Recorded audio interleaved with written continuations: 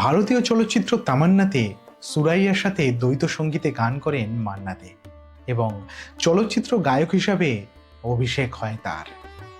গানটি ছিল জাগো জাগো জাগো আলি ওঠা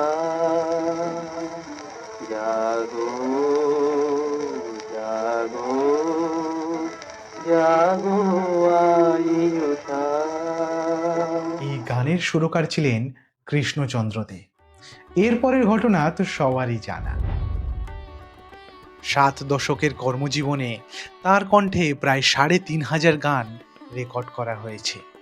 পদ্মভূষণ, দাদাভাই ফালকে, বঙ্গবিভূষণ এবং দুবার জাতীয় চলচ্চিত্র পুরস্কারে ভূষিত হয়েছেন সঙ্গীতের এই মহারথী। কফি হাউসের সেই আড্ডাটা আজও বাঙালিকে নস্টালজিক করে দেয়। 1953 সালের 18ই ডিসেম্বর কেরলের মেয়ে সুলোচনা কুমেরানকে বিবাহ করেন তিনি। জন্ম হয় সুরমা, সুমিতা, 2 কন্যার।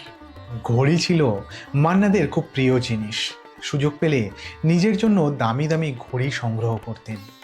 শোনা যায় তিনি নাকি তার পরিবারের কেউ ম্যাট্রিক পাশ করলে তাকে ঘড়ি উপহার দিতেন।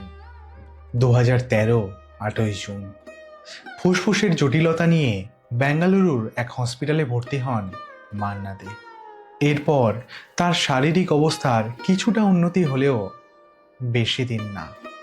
2013 সালের 24শে অক্টোবর সমস্ত মায়ার বাঁধন ত্যাগ করে মর্তলোক থেকে স্বর্গলোকে গমন করেন সুরের দেবতা শ্রদ্ধেয় মান্না দে।